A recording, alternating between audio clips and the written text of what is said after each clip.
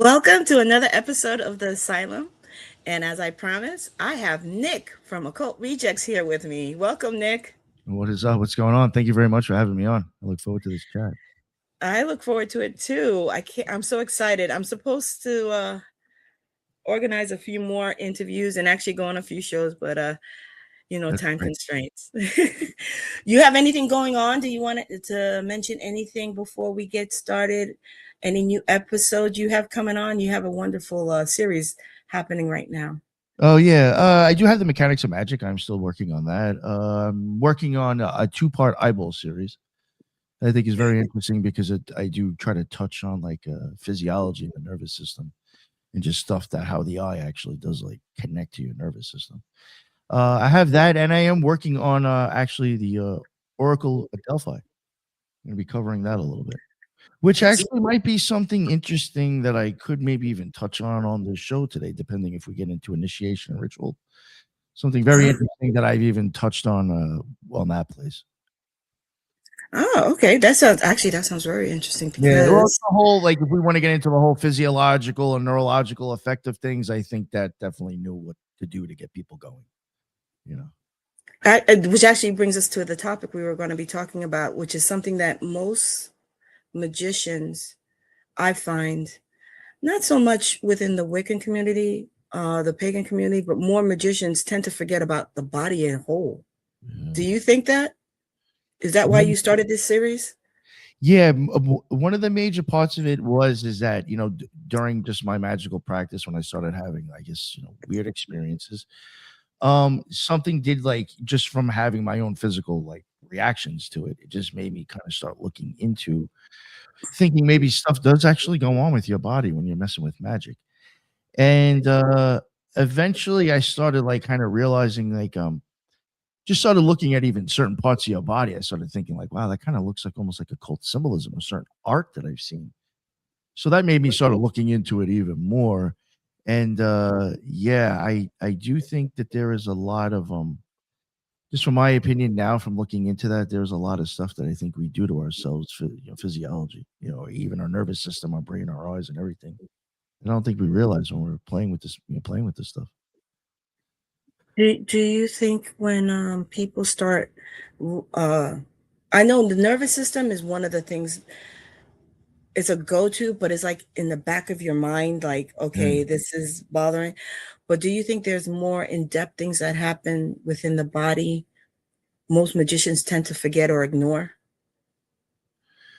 Uh, yeah. I mean, I do think, believe it or not, I mean, just coming from me, and not because I am active for the most part, I do think actually trying to be physical or being healthy even helps too. I think your body, you got to treat it as your temple to an extent. I think like yoga and stuff like that over with, those type of practices. I think that makes sure that like your body's like kind of well fired and connected and all the electrical connections are, you know, doing what they're supposed to do. And I think that all would help with your nervous system to react to certain stuff. I also wonder, well, it's not just the nervous system, because then we talk about things that are already in motion, right? But I think one of the things, because you do say staying fit, our health Yeah. is one of the things we let go. Oh yeah, for sure. I did. I've done that myself during my We magic we career, and we then don't eat right. Um, we don't monitor, and it's funny because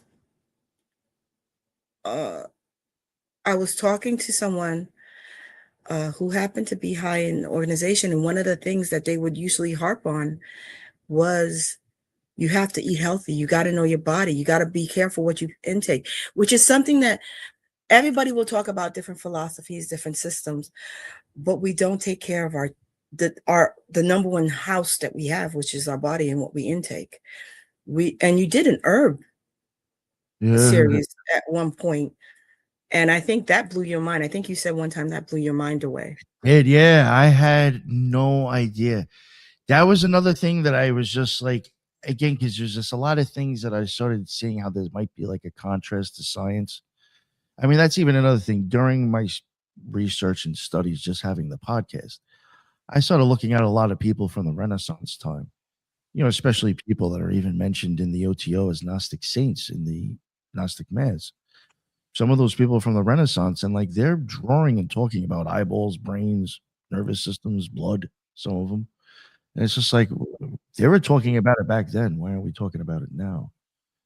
But I do think it's been like a lost.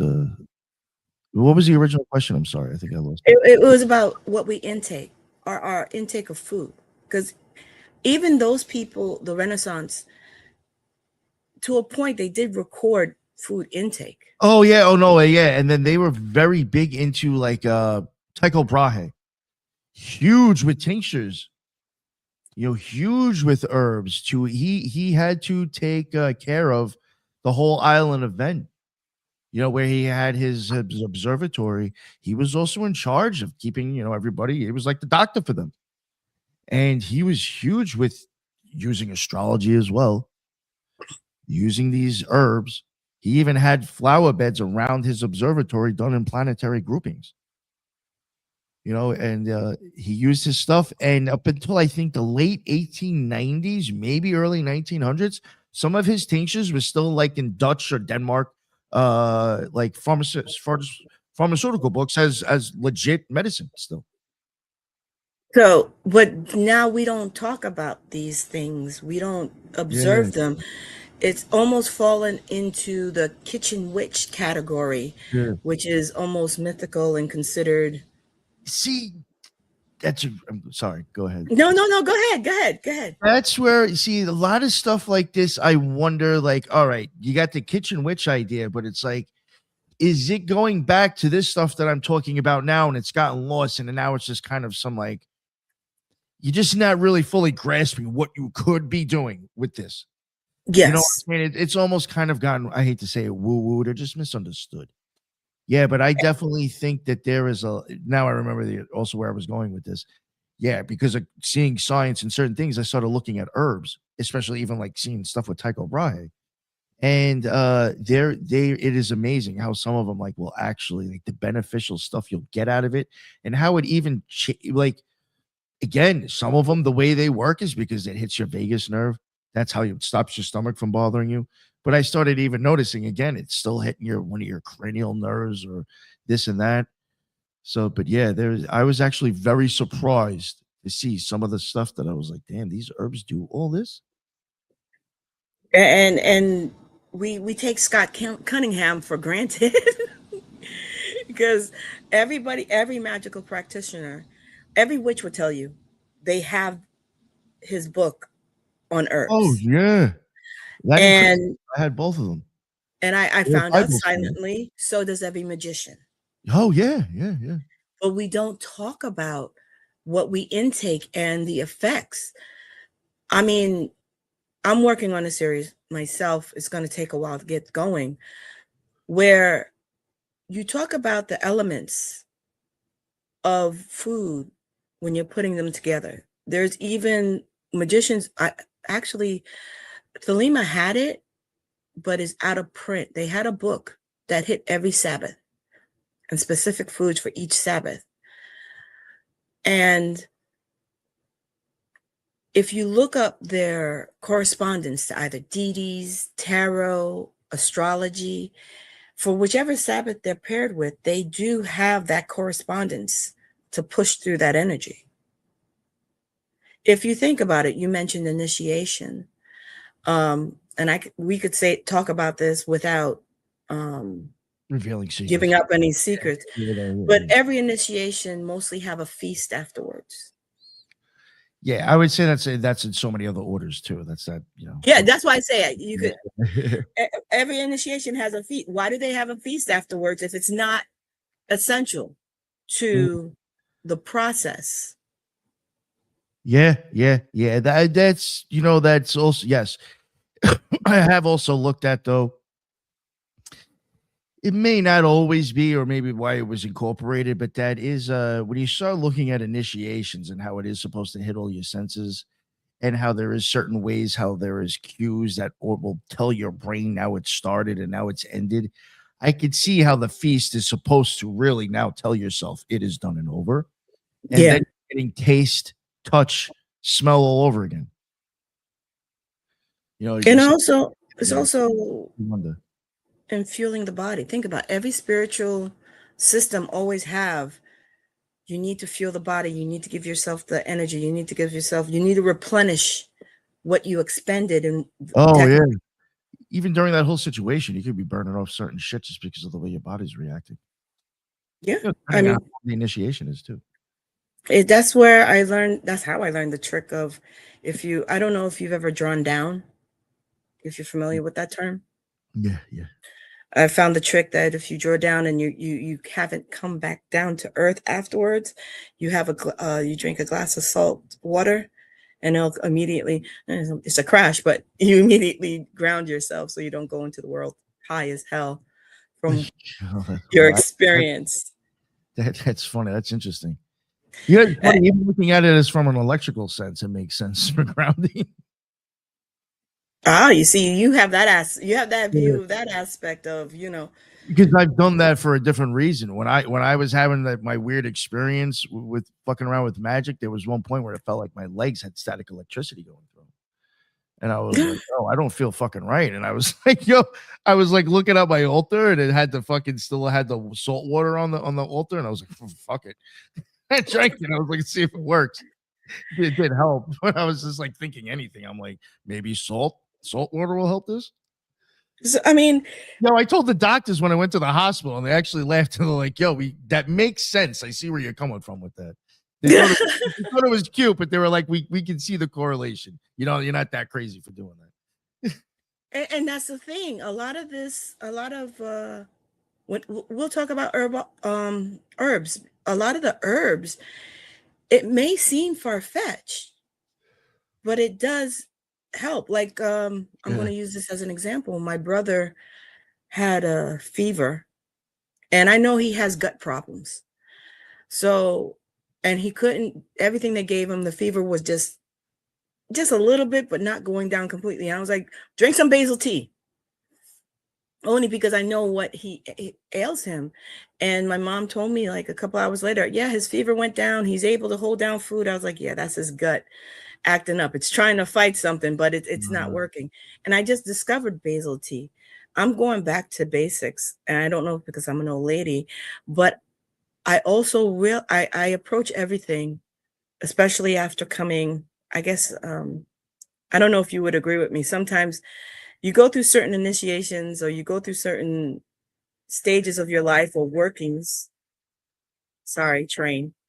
Um, you go through some workings in your life, and then you just basically get spiritually exhausted to a point where you're like,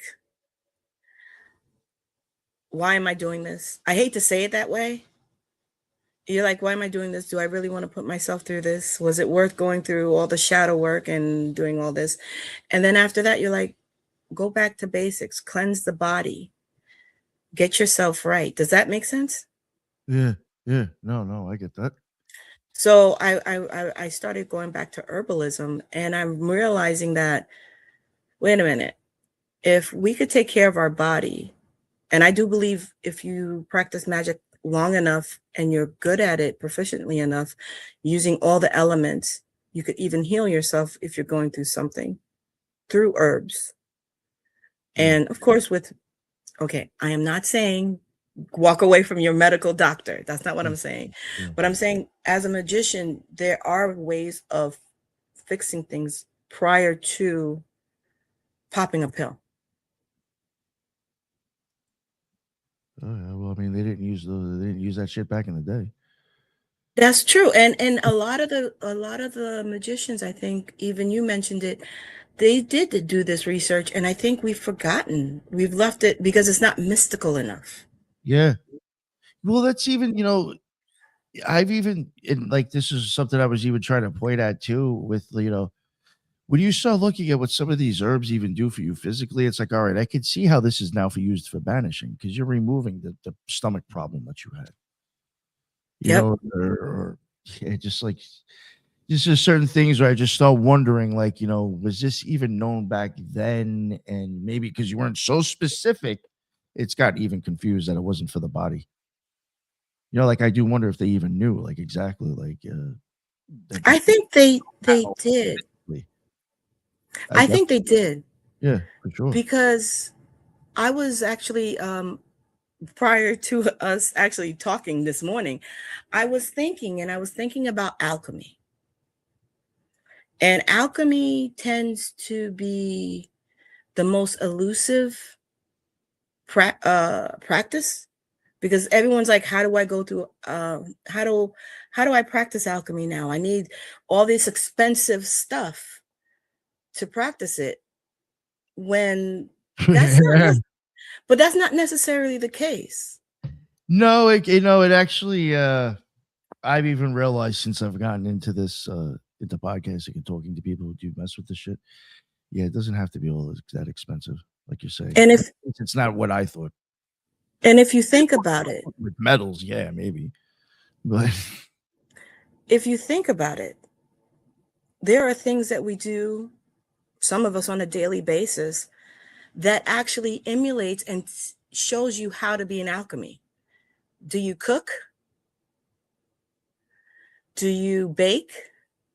Do you brew? I brew. I do craft brewing on the side. Do you brew? Do you garden? nice. Those are all things that you have to mix things and you have to know how to put things together the right way to get the end results, which is the same thing as alchemy. I don't know. Maybe it's far fetched. Maybe I'm looking at it differently. No, I definitely do think that there was use of like natural magic like that in the past that's been lost. I think convenience and having pre-made meals to Oh, stuff yeah, that's true. stuff being now genetically made or Mhm. chemically made. We've just lost even eating this stuff anymore, or the original version of it. Like a natural way of it. No, I don't even think humans probably even eat as healthy as they should anymore. And that's not getting into between vegetables and meat. Like, I just don't think the shit we eat is really even just good quality anymore. Well, Do you think that's why a lot more people now are gardening and yes. Oh, for sure. And I'll tell you, I mean, I'm not saying that that's what you got to do, but just in my opinion, anybody that I know that's have gardens, their food, there's such a big difference, man. Huge difference in the quality when you have it grown in your yard than when you go to get it from a store. that is true. I'm waiting for my tomatoes. Because it does And taste you know what's different. funny? It's like, oh wow, that's what a tomato actually looked like. You know what I'm saying? Like, you go to the store and it's like you can tell, like, even sometimes from like the sizes, it's just certain vegetables. You're just like, I know that's genetically modified because that's not the size of it when it comes out of my fucking ground. Like, I It remember as a kid watching vegetables change due to because my mom had crazy gardens and being like, what the fuck is that in the store?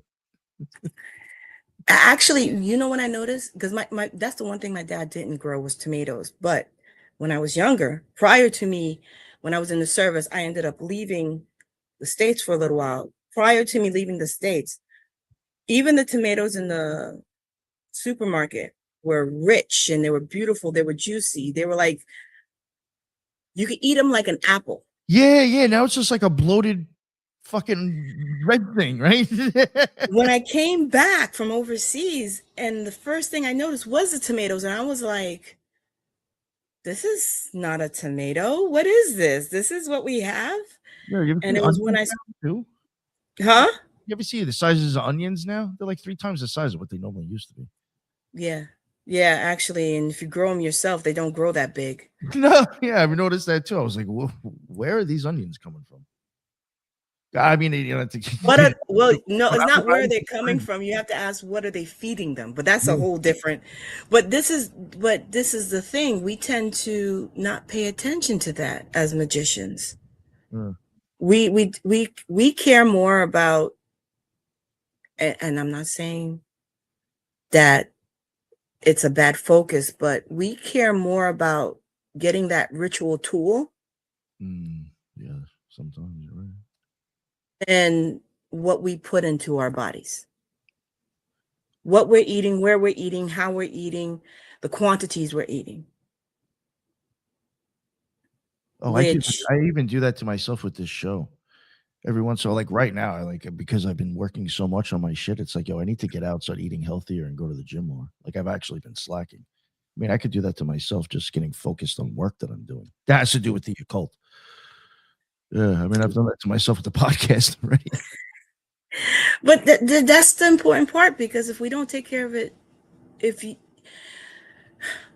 if the structure of a building is not sound, and actually, it's funny that that's what I use, because there was a big issue in the Manhattan recently of the possibility of a building collapsing because of the structure not being sound, that they had to do emergency work in. If the structure is not good, how can you wield the powers of the universe like you want to as a magician? No, I agree with that. I will even say that, like, and I believe it or not, if I was to, I'm just thinking tomorrow, like I'll just start going back to the gym as I regularly did. I just kind of fell into a slump like the last month between like just traveling a little bit and just recording a lot of shit.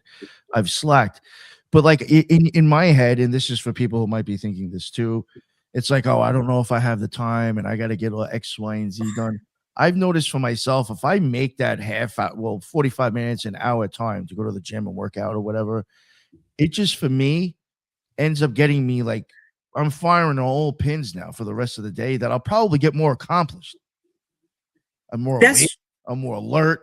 My body's used to going. My everything's pumping and already going and firing.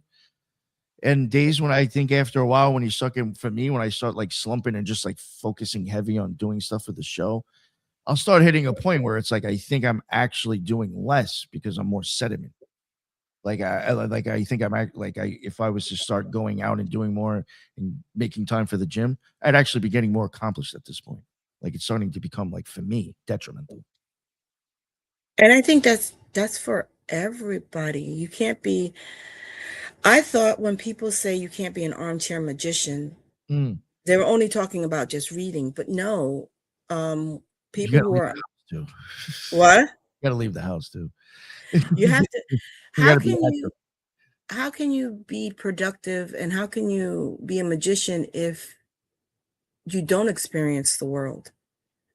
Isn't that the point? Yeah. But you can't do that if your body isn't healthy. Those herbs, those herbs also have correspondence, because there are certain herbs that go for certain rituals. We'll just go talk about Yeah. rituals because that's more general.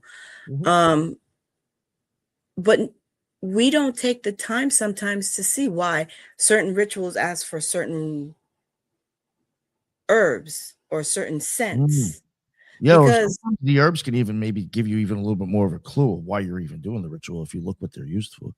and the correspondences and everything Yeah, like that. why the correspondence? Yeah, yeah, yeah. And that is something I think, if you're a magician that goes that deep, which I don't see how you're not. There were certain foods, like if you're doing a personal rituals that you want to cook to help give you that extra energy, but you have to know what to cook. For example, we're both smokers. We both smoke tobacco. Um, but tobacco has its own properties. Oh, you can use that ritualistically easily. But how? Because Yeah. tobacco also is a nullifier too. So if you're going for a ritual in a group, people sometimes, if they are aware and they practice this way, they'll frown at you if you smoke a cigarette right before a ritual, because you're like, okay, you're Uh, already canceling out the work already. You're mm, already exercising any type of energy we want to bring in. Thanks a lot. And though it's something as small as that, us as magicians sometimes don't pay attention to. oh, I think so. Well, you know what? I think for me, when I started to, this is just how it worked for me. I'm not necessarily saying this is the reason why, but I do wonder. And especially just unfortunately for my experience in the OTO, I guess maybe when at the times I was there, you do get a lot of what do they call it nowadays? Copy pasta. You get a lot of kind of like just people just repeating something that Crowley said just because it came out of his mouth and you're just putting that into the ritual.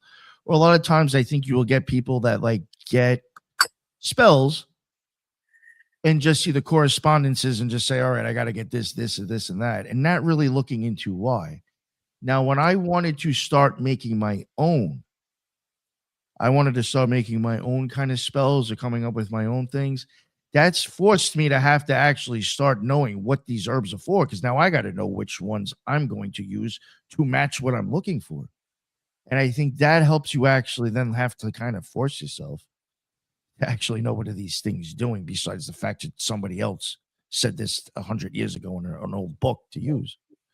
You know what I'm saying? Like, The thing about it, correspondence, probably. There's more behind what a meme was telling you. yes. Actually, it was funny because I didn't start out. Oh well, somewhat I did start out as a magician because I watched my dad. But um, when I started practicing, I went the pagan route first, Oh, nice. Okay. and Yeah, I kind of almost kind of half was like halfway teetering on that myself, but I was with Egyptian deities. I just feel like I don't know. you do find pagan Egyptian covens. They're very rare and Yeah, very. I couldn't find any on Witchfox or whatever that site used to be called. and there's a lack of authenticity because people sometimes, because it's so elusive, Yeah. people tend to have liberties with the history. Let's put it that way. They make things matter of fact. Yeah. So that I could understand because a lot of people who are drawn to the Egyptian path almost always end up on the magician path for some reason. That's a whole different discussion. But when I went through the paganism, I found out that a lot of the grimoires that people deal with in the old Book of Shadows weren't always written correctly. There was always either something missing or a twist. So I learned early, which is a practice I notice a lot of people don't do. Before even conducting a spell, I do research on the elements they're asking you to use, the symbols you're asking to use, and the herbs you're asking to be used during that ritual. Because sometimes I don't know whether it was a competition thing. This is going to work for me and only me, and I'm not letting you know the whole truth. So I'm just going to tweak it a little bit. So I'm very skeptical when it comes to following spells in books. Uh, uh. No, that was I think I felt very much along the lines of how you were just saying right there. To where even just due to Crowley 777, you could start figuring out how to do your own shit and make your own stuff. So I was like, you know what, I'll go the route that it's even, in my opinion, it should be, was what kind of suggested anyway in the OTO, since it's Crowley's book. I'll just write my own and use this setup. Yeah. And that's the goal I think most magicians should have, to write their own and have their own 777 version of 777 or their own version of Scott Cunningham's book, Yeah. which you put together very nicely in your videos, I have to say, because I was sitting there like, I forgot about this. I forgot Yeah, about that. yeah. That's totally true. If you were to if somebody was to listen to it, it'd be like listening to a Scott Cunningham book being read, but then a little bit more of the science of the cranial nerves being added at the end. Because that's exactly how I remember it myself. You get the correspondences, you get the whole, usages of it and all this and that. I mean, it's very much set up just exactly like how his books were, because that's how I just remember reading herbs whenever I looked them up. Because I was using shit. The funny thing about it is that when we met, I would talk to other magicians sometimes, and I would make that similar comment sometimes, and they would look at me sometimes like I had three heads. I was like, you don't look at it this way. And as I've been on your show, I've noticed a lot of people don't talk about that aspect of being a ceremonial magician. I understand the philosophies. I understand, looking at the work of those that have come before us, but we have to do a certain level of maintaining, and that's what I think it is. It's almost it's viewed upon as cumbersome, like something that it's not that important. Maybe it's my age and maybe what I'm going through. I realize actually that's one of the key points is our body, our body's reaction, our body's intake. Uh, That's also part of the journey of a magician, especially a ceremonial magician, I think it should be. yeah, no, that was something I was a little surprised at, and I was like, oh, maybe it's just more for witchy people. I'm not saying that's a bad name or derogative word there. Just people more into witchcraft instead of ceremonial magic.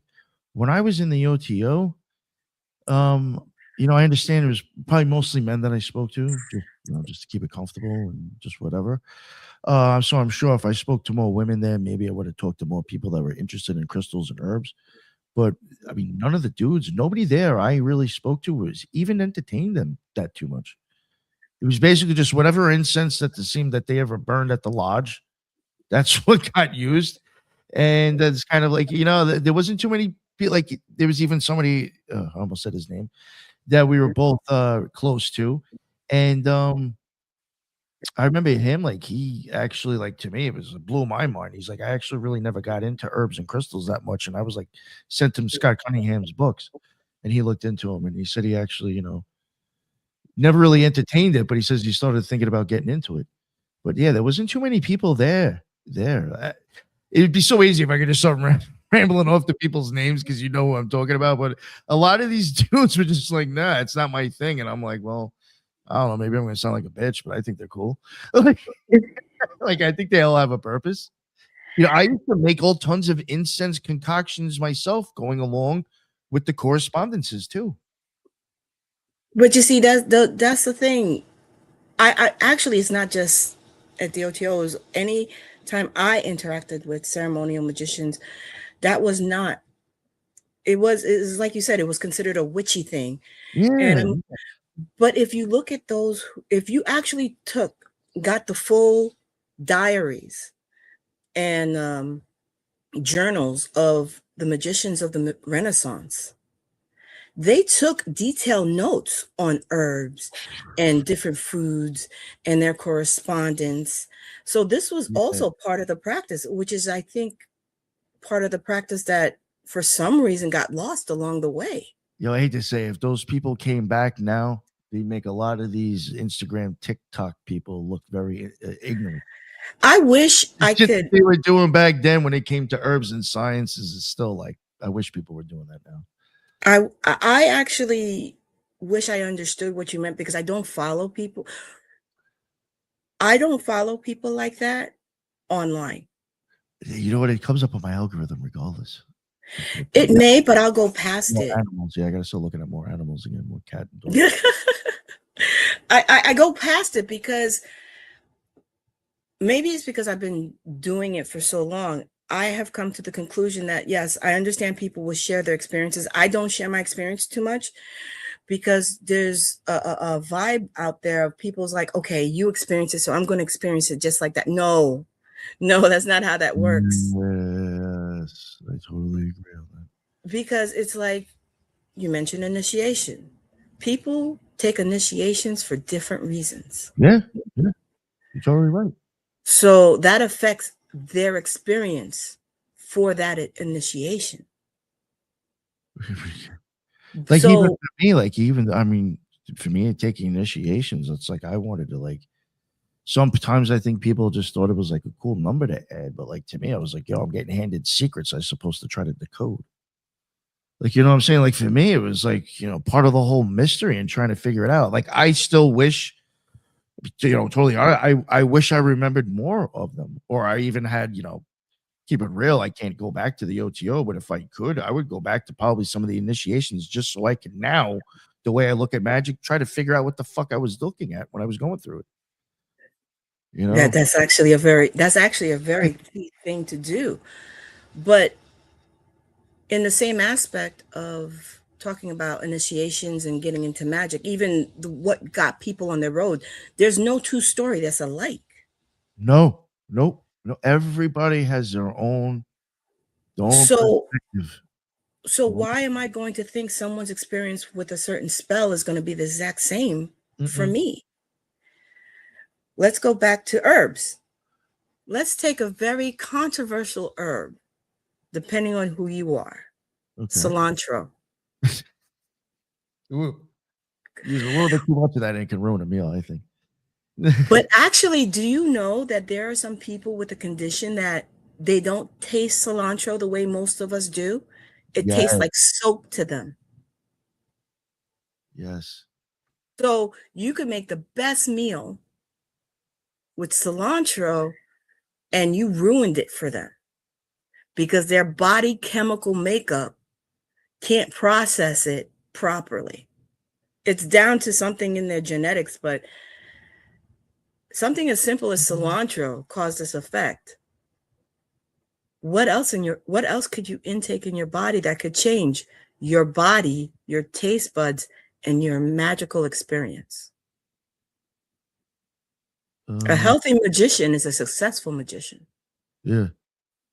But if you don't know the basics of taking care of your health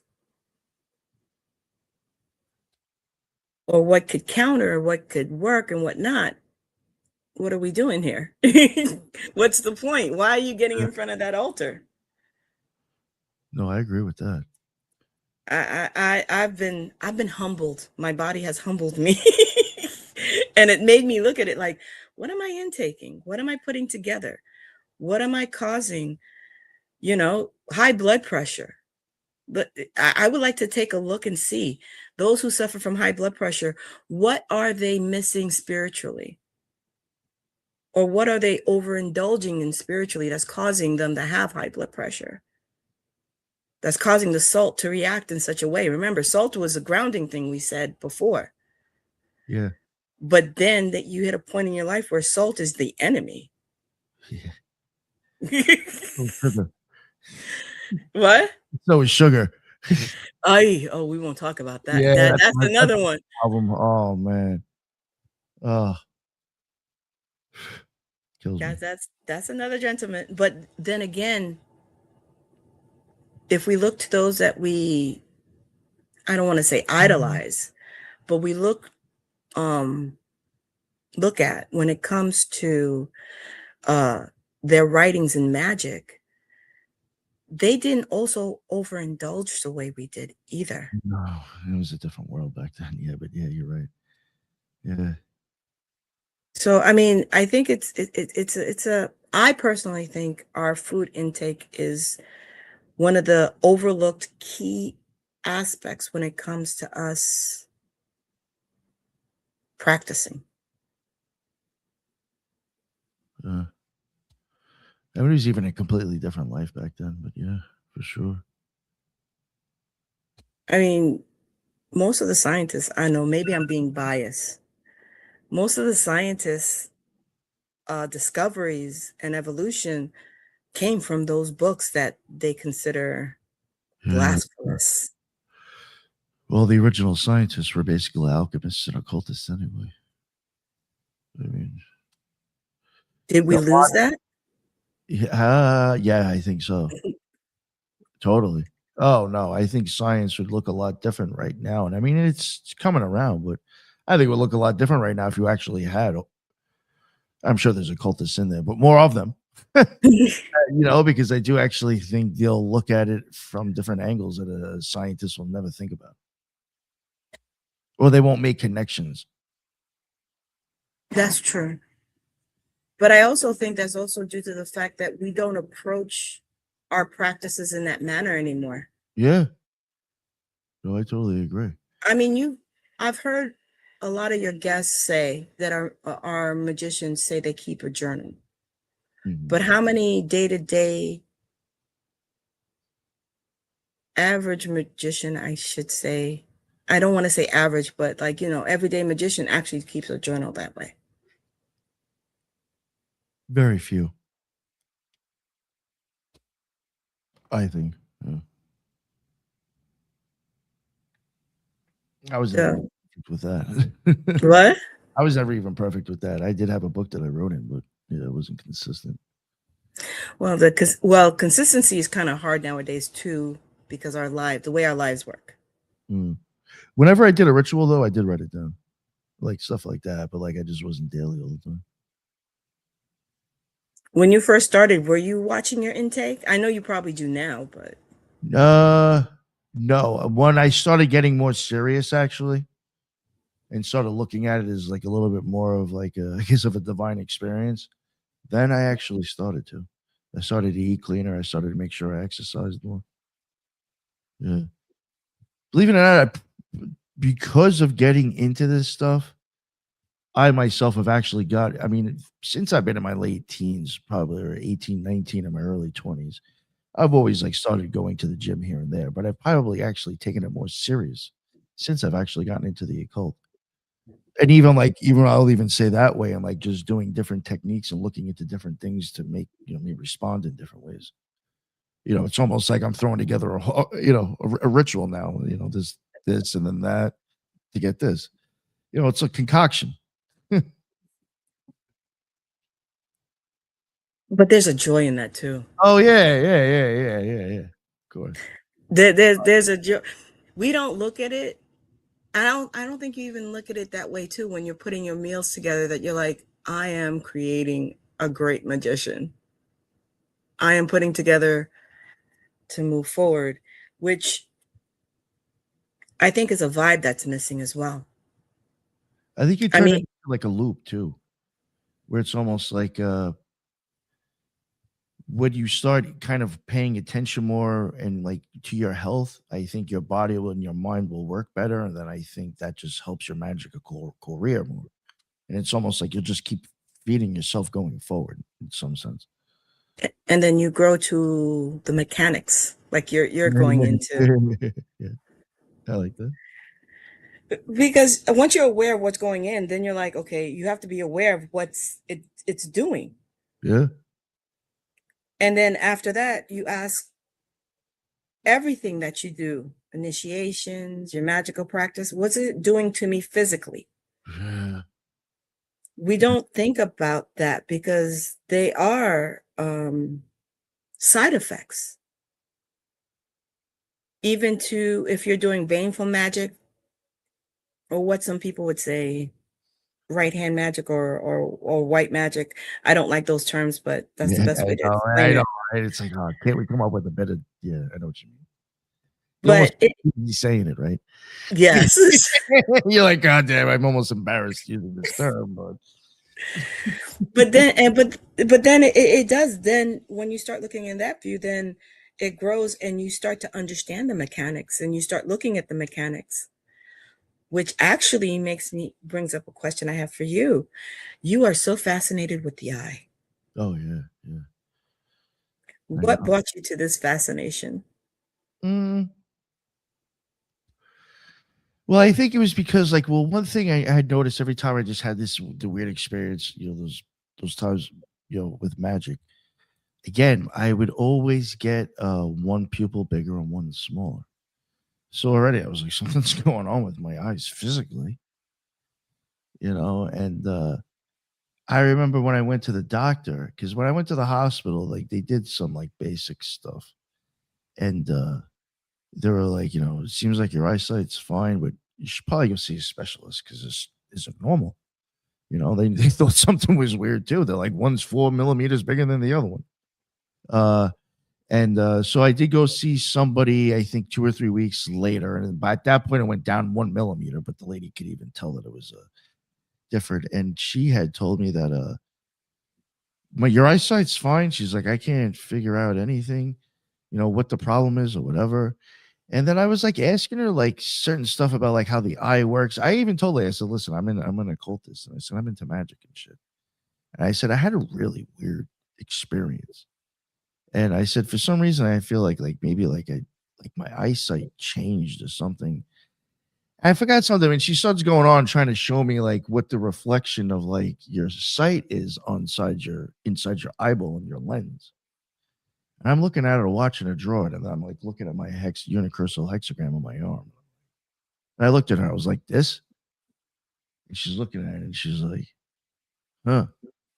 Yo, I shit you not. This lady even said, she's like, you think there's any way you could get like your hospital paperwork with all your tests? She's like, you think I could look at it? And I was like, yeah, why? She's like, I think there's a lot of stuff out there that we don't see but exists. Like she was saying something weird like that. She was entertaining my shit. And she was actually like wanted to like look into everything because I think I caught her attention somehow. I never got it though and brought it back to her, but yeah, yeah, she was even like, oh, yeah, I even have it with an eyeball in the middle of it too. So it's like, it's like he's like, oh, like what the fuck? Yeah, she's probably like, holy shit, I just cracked some code in some secret society. What I mean? Yeah. If you ever see, do you remember her name?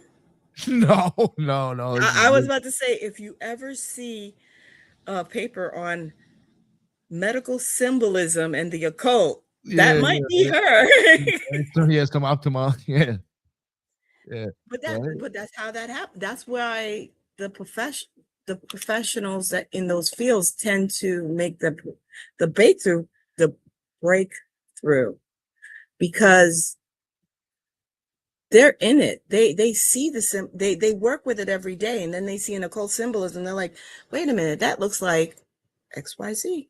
Yeah, just because, yeah, because they see it all the time. You're not gonna forget something silly like that. I've seen like I've had this was years ago. I wish I remembered exactly the specifics that he referred to.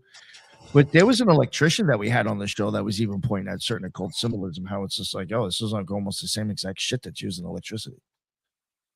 I think me and you had a discussion on that one time. May have, yeah, yeah. And I was just like, So, yeah, that's weird shit. well, actually, it shouldn't be that weird because technically, we all emit an energy field around us. That's something I am going to be recording very soon. I should have mentioned that before, the body of light, but I'm trying to cover it from the fact that our body does emit light and does emit shit. It's our aura. For some reason, we can't Yeah. see it. Well, Yeah, some 'cause people like are. there is body of light in certain rituals. Yes. Almost like, again, it's like, does that go back to somebody actually knowing that we do exhume light? Like somehow they understood the science back then too. You you ever stand there? You were in New York, but you ever like in a crowd, all of a sudden your focus is on one particular person? Yes, yeah. It's like You that ever one think out of everybody in the crowd. yes.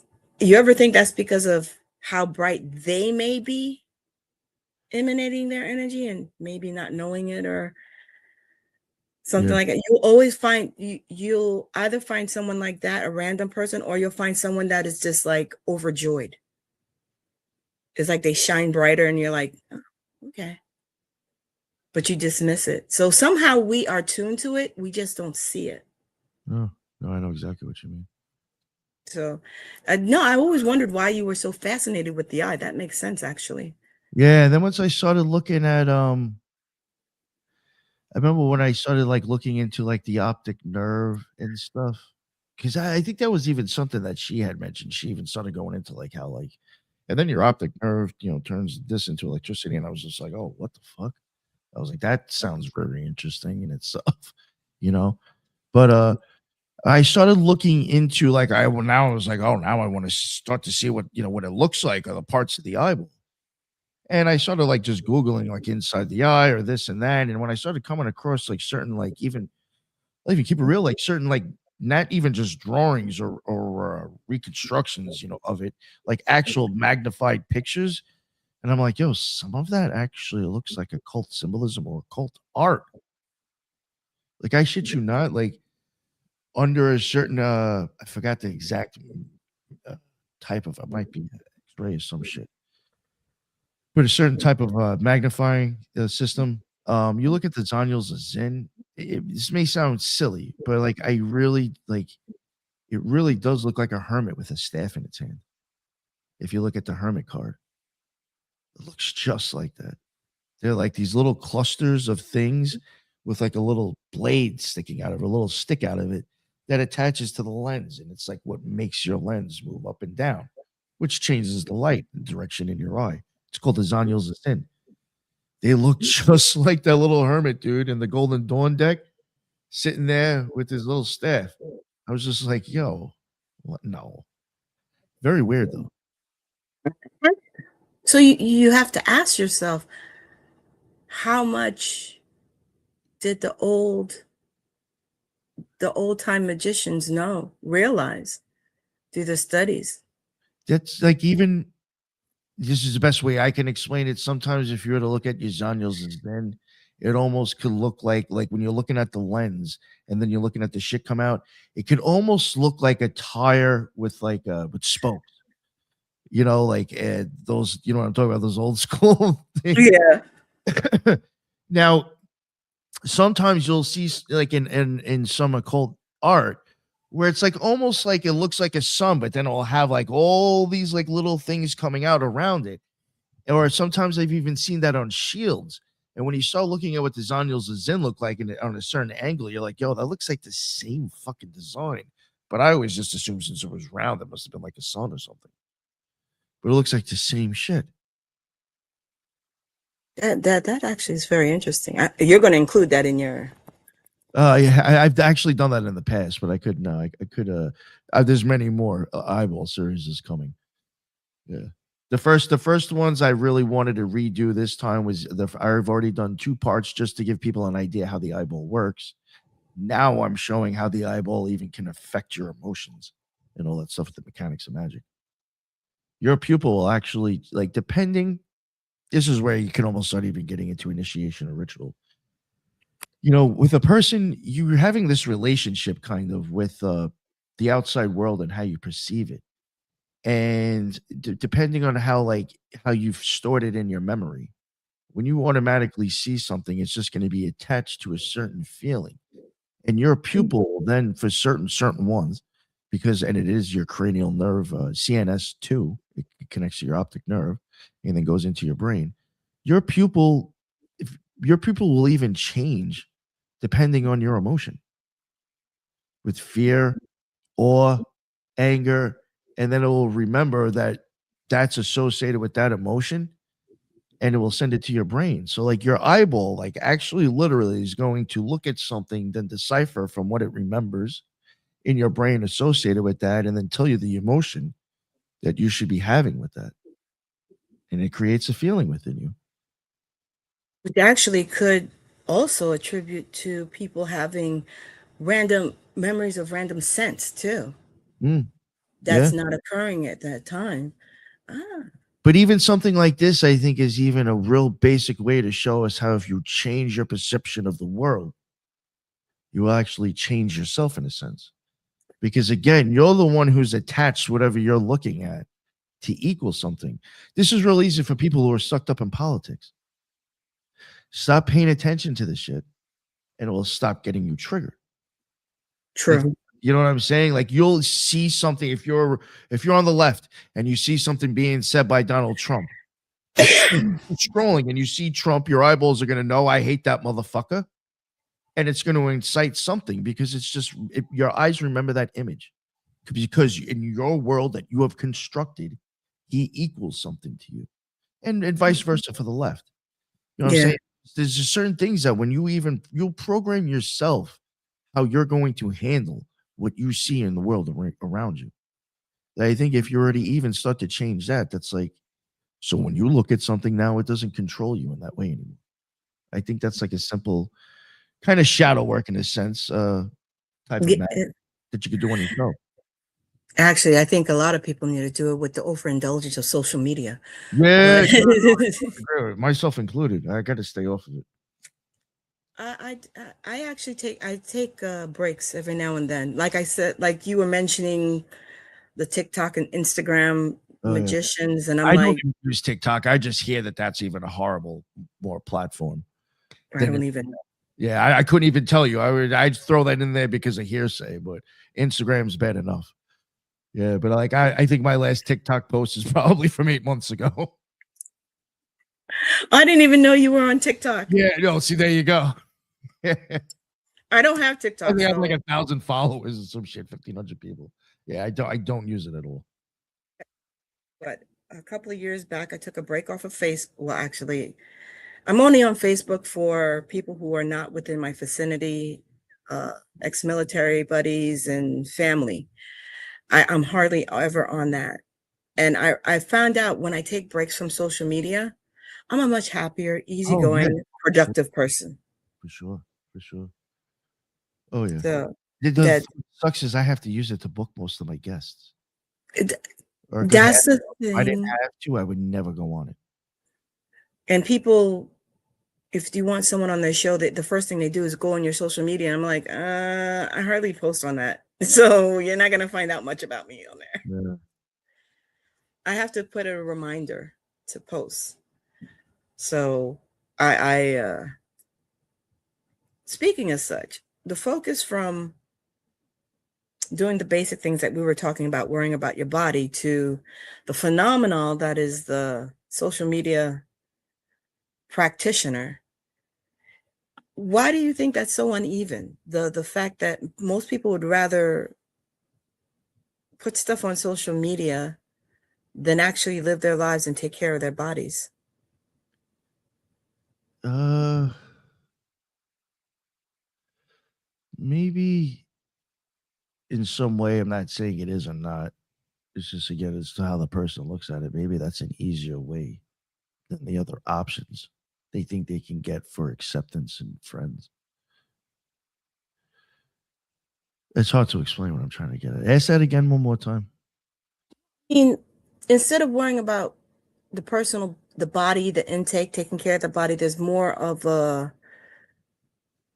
social media magician. I'm going to post what I'm doing Hmm.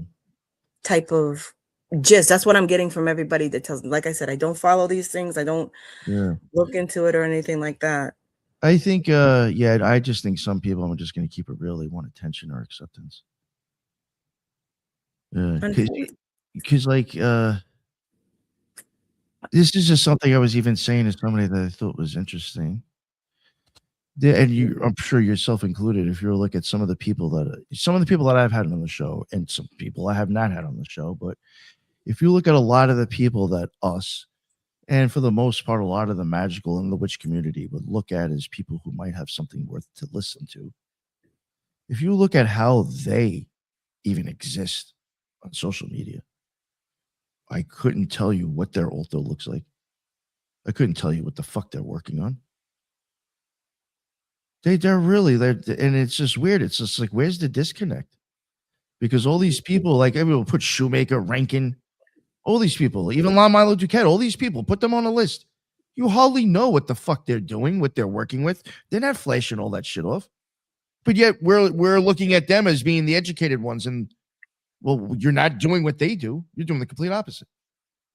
true. Very true. I've noticed that. And I was like, yo, that is weird.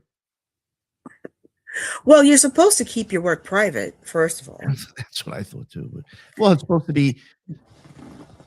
I don't know. I think if everybody was using it for a personal experience to have with God, not too many people would be talking about what they're doing. Yes, exactly. I don't think too many people would be because it'd be extremely personal. True. But everybody's like doing it to acquire things or hex this person, hex that person. Oh, my ex got me this way. Oh, I got Hecate to get him, blah, blah, blah. You know, stupid shit like that. It's like, come on. That's not what it is. Just to me, that's just, why are you doing that shit? This is why we can't be taken seriously. I hate to say it, but I mean, come on. You got a good point there on that. I can't even argue that. I can't. But you see, the thing about it is the people who are doing that, are they true practitioners? No. But the thing is, like, again, this is just, and it's gotten me before. They're not a true practitioner, but if you have the right background and probably the right clothes on, you look like a gangster. You know, all you got to do is LARP, and you automatically get credibility, street cred on Instagram. That's a shame. That's a shame because the people who want to do the correct work, they get distracted. Yes. Young just said it, to keep silent, which is, I don't know. I know that term, but I know it through the pagan. To know, to dare, to know, to dare. There's one more there, and to will and to keep silent. To know, to will, and to keep silence. I learned that through Wiccan, the the Wiccan traditions, and I'm not sure if they teach that because it's automatically within ceremonial magic, but it is part of the stuff. You're not supposed to talk about what you're working on. You can share your experience, compare your experience. How can I say this? You have to speak with, that's what's lacking, a sense of discernment with Yeah, yeah, those yeah, yeah. people. It's And with very the it's loss, a good way to say it. Good way to say and it. with that loss, there's other knowledge being lost in the aspect, the knowledge of the herbs, the knowledge of the planetary, the zodiac positions of what we intake into our body and See, how it's prepared. and this is the part that, like, I guess, I want to make sure I say this too, because I think this is what, like, is what really makes it suck, or why sometimes I get passionate about it. A lot of this shit that an average person could throw in our faces as being silly or woo woo or blah blah blah. If you were to just at least entertain what the science is now, because even in the last 4 or 5 years, I don't know if occultism is just getting entertained more in the scientific community, but there's starting to become a lot of studies done on stuff that's associated with magical practices. And there is a lot of science coming out showing that this shit does affect you. If it affects the practitioner, for sure. They can, which is really interesting in itself. And it's just like, and then the stuff with the herbs. It's just like, we could easily just justify what we're doing plainly with that and not look like fucking fools anymore. You know what I'm saying? We don't have to look stupid anymore. We actually can have an educated person who supposedly knows it all backing up what we're doing, just in a different way. That's how it was done before. And I don't, where did we lose that connection? Because I'm trying to figure out where that connection was lost. See, back in the day, and that's another thing that I've even mentioned a lot, and it's probably due to the education system hugely, but like back in the day, a lot of these Renaissance people, besides starting like, university at like 12 or 13, because these kids, you sat around and learned. You didn't have iPhones back in the day. They're all polymaths. You were educated in everything. True. We're not like that anymore. Our school system is not even, you'd have the trivium and the quadrivium put together back then. We were, You just have a lot more stuff that is like, if somebody wanted to actually be like, yeah, I'm going to, in their version of, I guess, studying the occult sciences, you're going to look at it from like a musical angle, a physiological angle, this angle, all these different angles who then all come together and get your idea of what is actually going on. We don't do that anymore. I think that's why a lot of people like your show, because you have people on who are doing that. Well, I'm totally inspired by the whole Renaissance movement too, the way shit was being looked at back then. That I do try to, point that out. Yeah. And a lot of your guests do too. A lot of the people on your panel do that as well. The problem is that when you go out from behind the camera and you talk to other magicians that don't go in front of the camera, they're not thinking that way. No, no, no, no. That was even another reason why even originally with the Occult Rejects, even the way, Lux looked at stuff, it wasn't so much physiology, but he was much more into like kind of like the fractions of light. Like he had an impressive idea of the Kabbalistic tree. Like he didn't look at it, he looked at magic a little bit differently. And that was even another reason why we even considered the name the Rejects, is because we knew that we even kind of looked at magic differently than most people were at that moment, or that we knew, at least in our sphere, because They're, people don't look at it like that anymore. It's if very they do, they don't discuss it. woo woo. Yes, yes, yes, yes. You're right. And I think sometimes people are not that they're hiding anything. They feel the same way. Oh, nobody else is going to talking about that, so I'm not going to talk about that, Well, because that's what it was. is becoming more of a thing nowadays. I've been noticing, and I can't say I'm like I can't credit that to me solely. You know what I'm saying? Like other people had to have had the same idea just for being quiet about it, but it's becoming more prevalent slowly, I think. Yeah, because we have to think outside the box, because where we are, we haven't plateaued. No, we're just getting started, I think, honestly.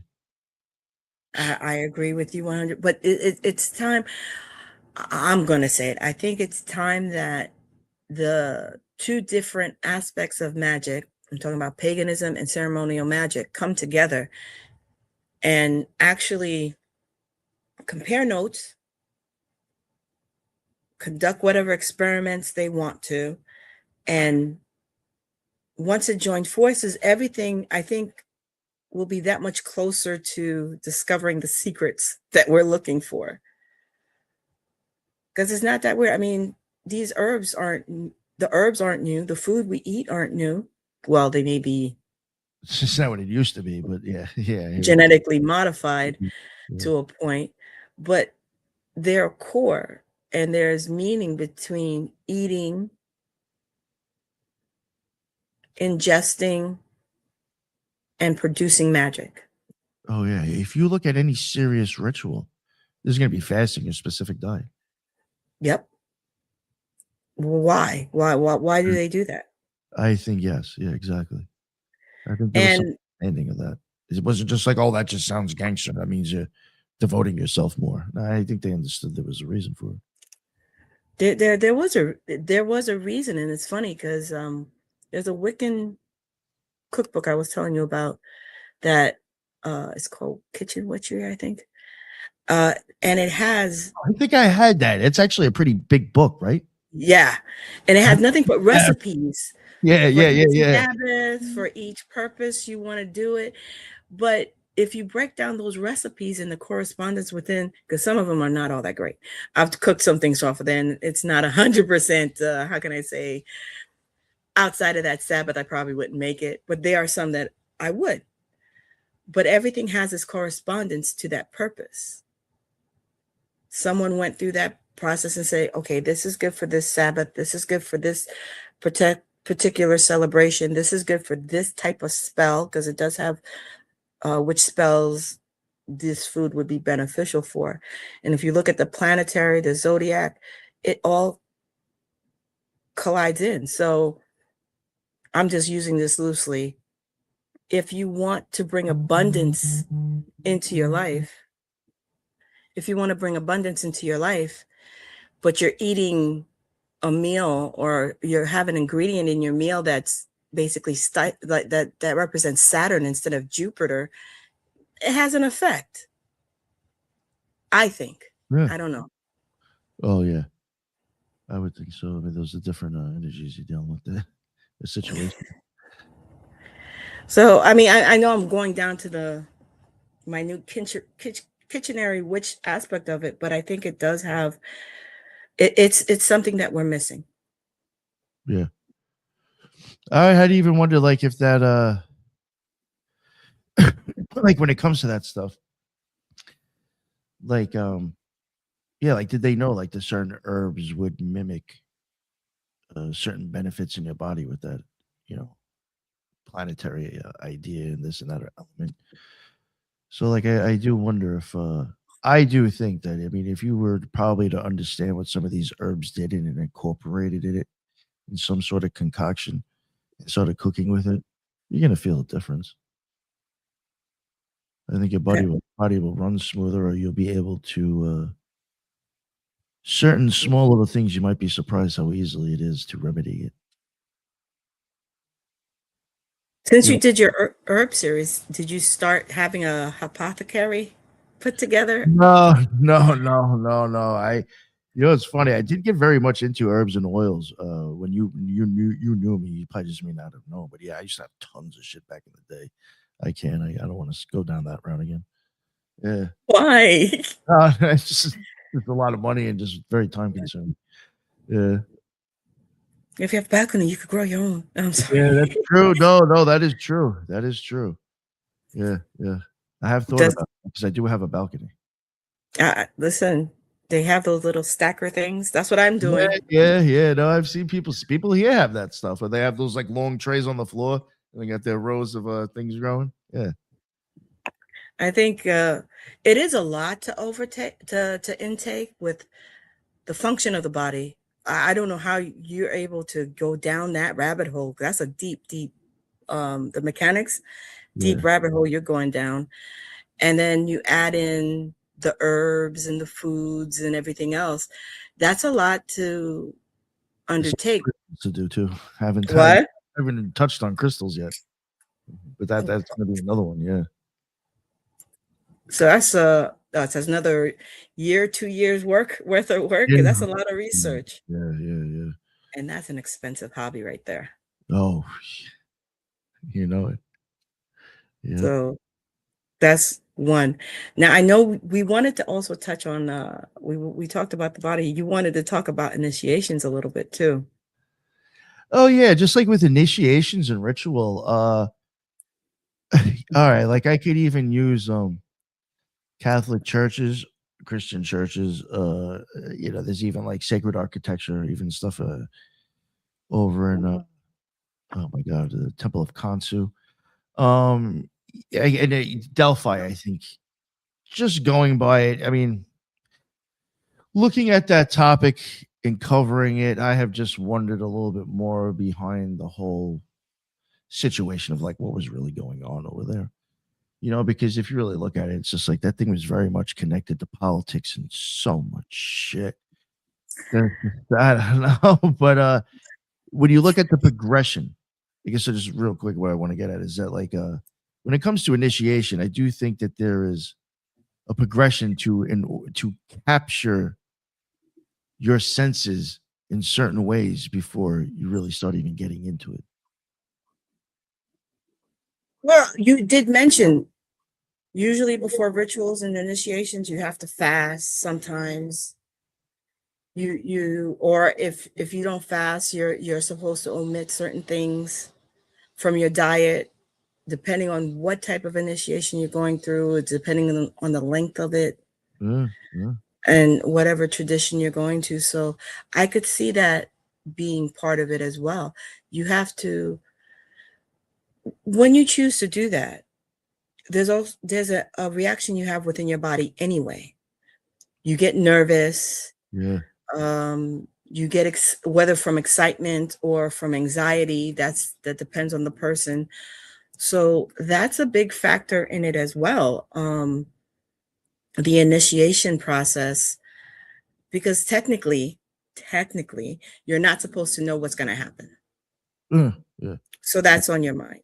yeah. So you're just told sometimes this is how you prepare the body. They don't tell you this is how you prepare the body. They give you a list of this is what you're supposed to do a couple of days or the week before, the night before, or something like that. Yep. It's like an athlete preparing for a game. Yeah, yeah, yeah. Yeah, even when it like, even when you get to like rituals or initiate, but probably a little bit more with initiation, you can make like commonalities, but without I don't want to say too much though, but like even with like churches like the labyrinths or even the Temple of Kansu, like the labyrinths that they have in some Catholic and Christian churches, when you start moving around in that certain way through those labyrinths, your brain will actually start like looking at it works differently.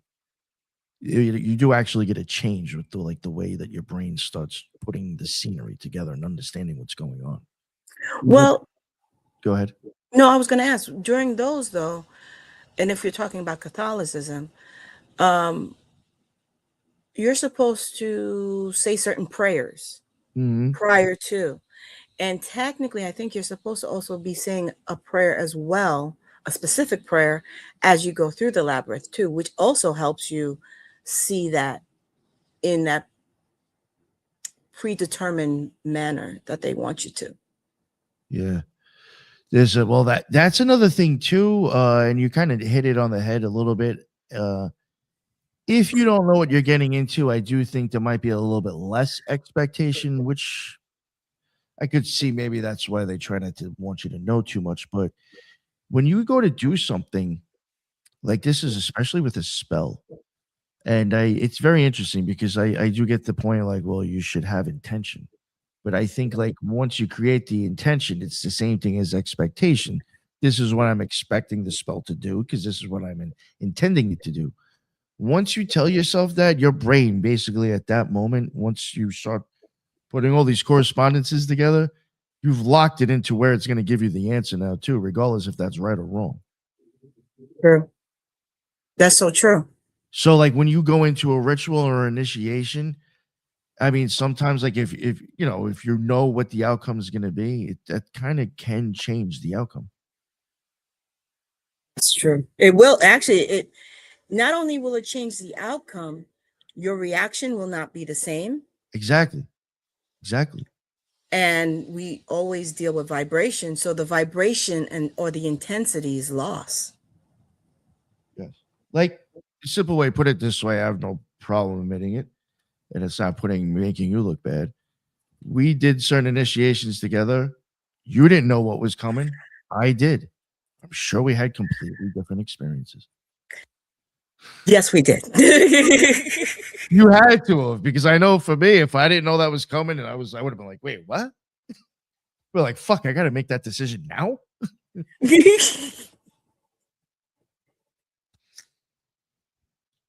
Okay, that's a good point. That's a Yeah, very yeah. good Think point. about that. Very How good it was for point. you and me in that situation. You were a lot more shocked than I was.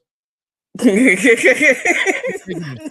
shocked to even be like, you didn't even know what was coming up next, going to be said, anything like that. It's just you're really going blindfolded in, regardless if you had one on or not. I, in my defense, I believe in feeling the full impact, although there have been some where I do admit I wish I knew what was coming. But yeah, it had to be completely different for the both of us. So yeah, okay. So that whole reaction and the vibration and the it changes. But does it change it to the point where you don't prepare, where all that preparation that you went through means nothing? Mm.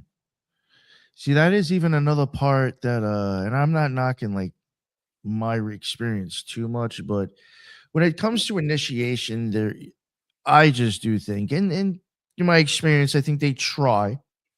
I just think that maybe the people just trying to help you may not be the best for that job, but there should be some integration to where you actually are then kind of discussed or talked about, or whoever you did the initiation with, a little bit more about what was going on and what you were supposed to get out of it.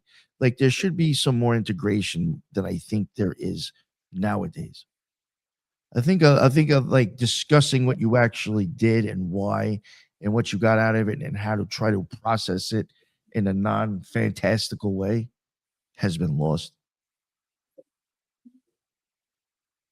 I I've mean, been on I'm not trying to say too much, but I think like you understand that after we did things, sometimes we got to talk about what happened, but I just still don't think it was anything to scratch the surface shit.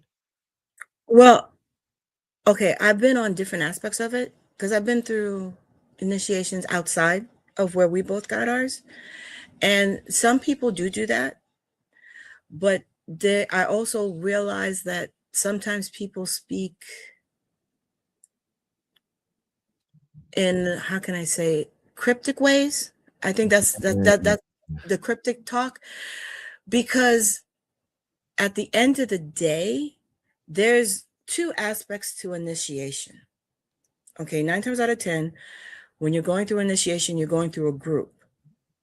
So there's the group realization of whatever organization or coven or temple you're joining.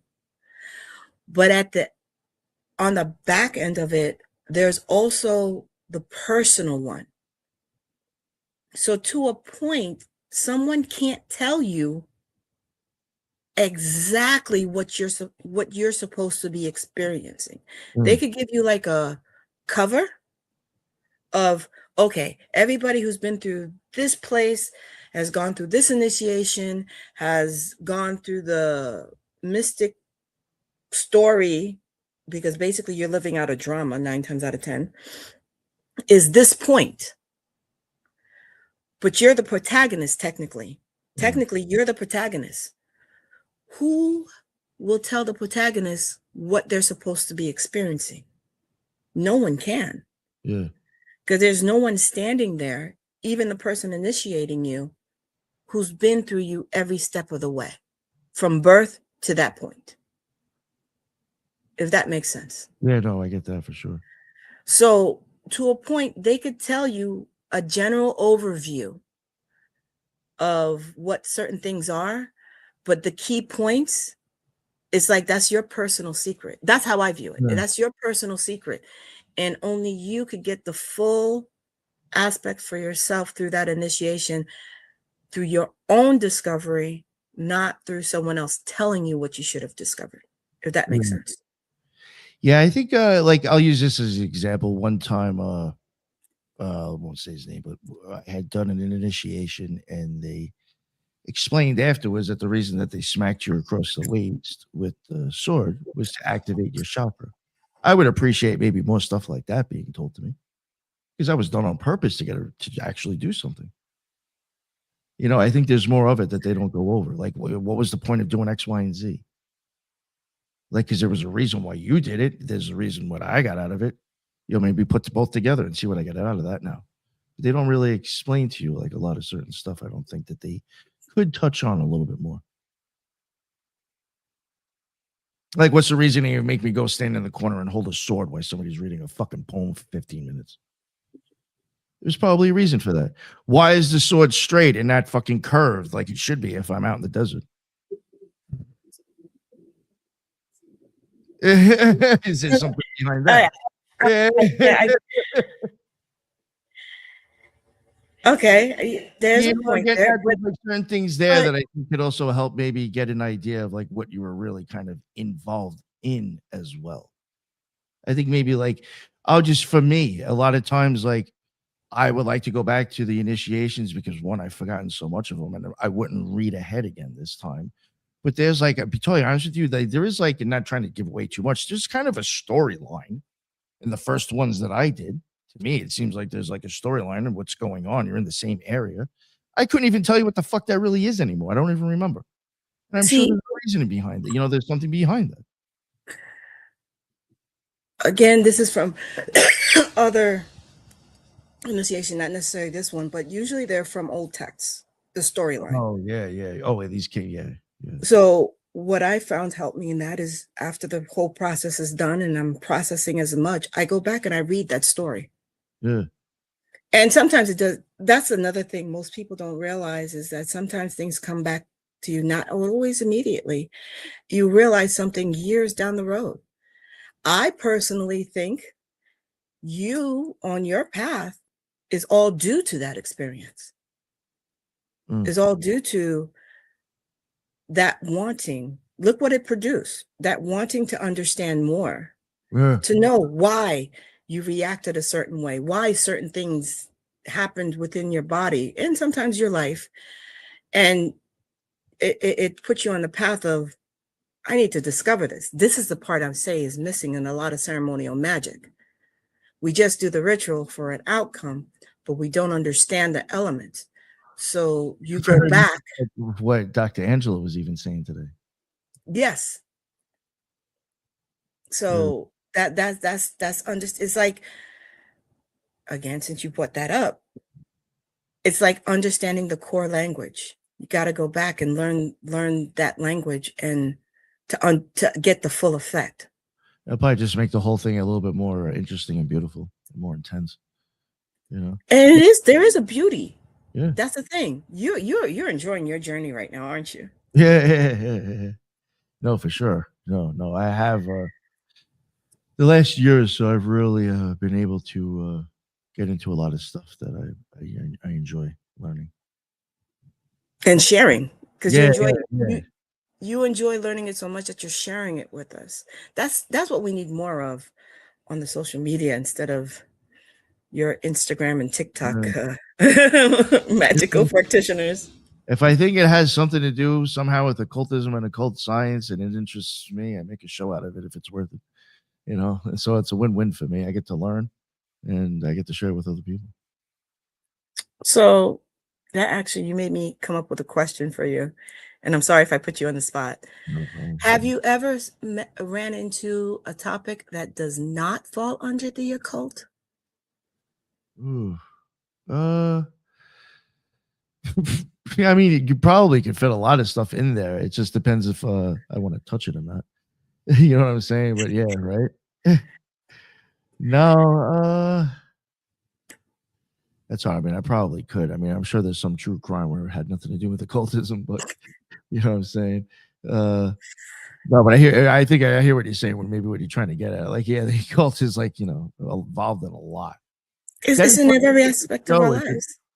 Yeah, because like even like I may not touch on it a lot as much here, and but there are like sometimes I may touch on things that like again with the architecture or certain stuff that I do think it's all tied together. It's just the people looking at that stuff aren't looking at it from that much of an occult angle. And I don't think they see like kind of like maybe the magic behind the architecture as well, or the magic that the architecture creates too.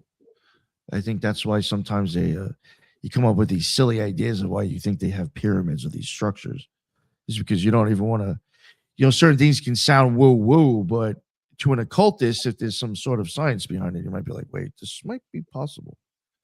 You know?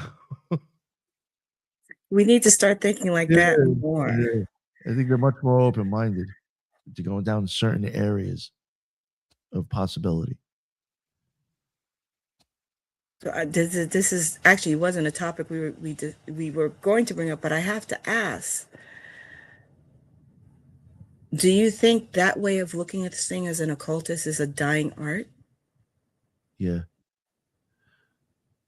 Yeah, again, like I was even saying before, even when you start looking at how like a lot of them were polymaths back in the day, you were looking at everything with some sort of occult science behind it. It was always like everything was kind of like was part of it. Your whole existence in your world around you was all like a sliver into figuring out the whole thing. You think that's because we think we figured everything out? Yeah, or some people, which I think, a lot of religions end up doing this. Stuff that can seem confusing just automatically might be evil.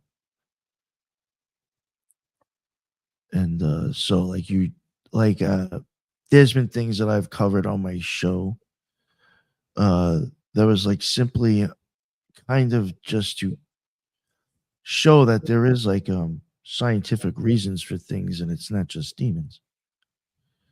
And it's just like I can understand how you may not have ever once even have thought that science could even explain any of this stuff. So I get that. But like just sometimes it seems like things that might sound a little bit too intimidating to even think about trying to learn just must be bad. Like for some reason that seems to be a thing with religions I've noticed recently. And I think No, that it's not recent. well, I'm trying to be nice about Well, it. I was actually. But I think that has even helped dumb down humanity in such basic ways, actually. You know, I mean, it's just like I don't know, 50 years ago, I guess if you would have showed 75 years ago, would have showed somebody, a religious person, a Catholic or Christian, a cell phone, they probably would have thought that was like fucked up magic or some shit. there's probably somewhere in the world where they were saying that. Um, if you think about it, that it's been like that at one point. Even the occultists and the scientists, well, not scientists, because they weren't considered scientists then back then, because during their time, science was considered the devil's work. Correct. Yeah. So, I mean, it's just basically resurfaced again. Because I don't know why. Maybe we're progressing too fast. Maybe uh, it's a control issue, my opinion. So, but it's always been like that. But if you look at it, occultist has always been on the cutting edge of what's coming in the future. Yes. Yes. I hate, yeah. Then I'm not trying to like, agree because I am one. But if you really look at a lot of the stuff that we have and a lot of the technology and the breakthrough, I hate to say it, it all sometimes boils down to some occultist or something doing to the Renaissance. Like an alchemist or yeah, yeah.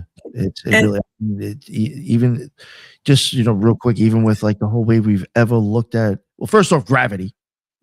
If you want to go by gravity, I mean, he wrote more books on alchemy and occultism than he even did on that, and somehow he got famous for that.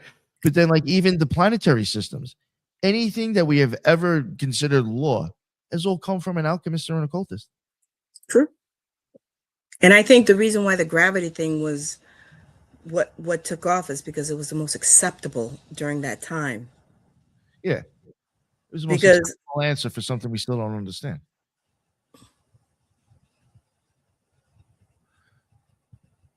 Oh, yeah, I'm trying to read that obelisks. Yeah. that's true.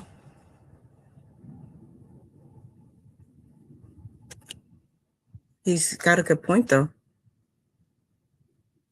Yeah, there is a lot of architecture, I think, out here that, like he's even saying with obelisks.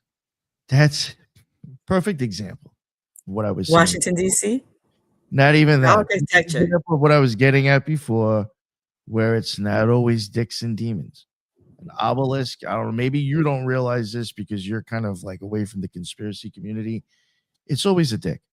It's always some sort of some phallic thing. It's always representing a dick somehow. But my opinion, I have, because I've even flown my drone over obelisks, and then I've started looking at some of them online. This is just, my theory.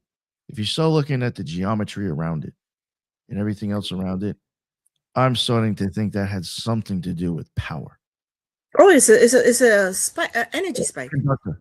Yeah. Oh, yeah. Yeah. It's supposed to get hit by lightning or something. Yeah, Yeah. that's Or it's there's something else is underneath it, and that's being used to focus the attention to something coming out of it. Yeah. Yeah. Exactly. And it's just like, see, like, why would I have to want to warp my brain around that idea when I could just blow it off and feel comfortable with saying it's a satanic, phallic thing? it's like a cone of power, and it's throughout. You can find it. He's right. You can find it throughout all regions. Uh, Instead of an obelisk, you might have pyramids. and I even think the domes. You have domes and you Yes, have obelisks. I think it was all some sort of sacred geometry thing going on that harnessed power, and it was some sort of system going on. if you think about the subjects in school that are either been taken away, I was thinking about that, either been taken away or is not, how can I say, focused on as much. Those are the training in the classes that would help us understand this at a younger age and already propel us to start thinking in this critical manner. Mm. Because I think you're right about the architecture. There's a reason why the buildings are built that way, and it's not just so they could not fall. There's a purpose, there's a reasoning behind it. Yeah. I think they Oh, were more advanced in different ways back in the day. yeah, because and some of these structures we still can't duplicate. You remember that too. Yeah, exactly. Exactly. We even with all the equipment and all the advancements, there are so many things we can't duplicate. We can't build. We can't build it within the time that it was built, supposedly from their writings. So those are all things to consider that we don't no longer consider. Instead, we're worried about what spell is being cast where. Sure. See, this is even like another thing. Like, see these people, like I hate even using this term, but I think if you start looking into some of like the science that these people are referring to, and there is patents behind this shit, some of it does exist. If you want to start looking at like a lot of things that come out of the whole idea of free energy, I mean, like I had Ashton Forbes on. I know the guy. He's could be controversial, guest. Some people trust him, don't trust him, like his theories, don't like his theories. But he has covered certain technology that's out there, and that's what impressed me when I saw him at Cosmic Summit, of shit that does exist that is pretty weird. And it's like, in my opinion, that stuff again is still tying to magic and occultism. True. It's just that you're just seeing it done in a different sense, so the government's utilizing it. But it's just like I do think, when you start seeing energy and these certain things getting manipulated or stuff to do with electromagnetism, you're teetering the occult again in magic, I think. I think it all can tie in. And it's not I think sometimes I think magic nowadays I think just is considered there's like it's like a horse has horse blinders on when it comes to magic. It's only looking at like one little small part and not seeing the big picture. True. Which actually brings you brought it right back to where we started. The little things that we forget as magicians that are key and important. I'm not saying focus on it because you never end up cooking anything or, you be, but it's something to have on the back of your mind. It's like it took time for you to accumulate the knowledge and the information that you're Oh, sharing on your show, but it was time well spent. oh yeah. Oh yeah. So Yeah. the time well spent in taking care and becoming reaccustomed to herbs, becoming reaccustomed to what people think is basic. Stop eating out, make a meal. Yeah. I Oh mean, god. Shit like that could be a huge difference. and it's little things like that. And we're missing key things like the buildings, like our body, like what the planet has to offer initially. Yeah. I mean, just if you want to get down to it, I mean, just even the difference between the light bulbs we have in our house now. I mean, everything is That's true. I mean, that's something I even covered. Something I'm going to be putting out on mechanics of magic. It has something to do with like kind of the moon, believe it or not. And well, that was loud. Did you hear that? That was thunder. Yeah, yeah, it's going. It's just started pouring like crazy over here. Yeah, Oh, I wonder if we're gonna get that too. yeah. Oh shit, where was I going with that? What was I saying? Fuck, that totally. Mechanics and magic. Oh fuck, I forgot my train of You were thought. going to touch on something you touched on with the moon. The moon. Oh Light yeah, bulb. yeah, yeah. You even go back. I would even say with the Renaissance, you could even go back that far. How much natural light, like how much unnatural Artificial. light artificial light do you think they had back in the day? None. Outside of and Total, that's considered natural. total different world that you were living in back then. Just think you weren't, your day, like you just your whole cycle might have been completely different. Your priorities were done at different times. You weren't worried about going out at night and getting fucking shit faced and hang out with your friends. You needed a torch to walk around. Like, Even like it wasn't the same shit. actually, even it was even mentioned when you go back to architecture, the materials being used are even different. Yeah, Affect. when I Go went to ahead.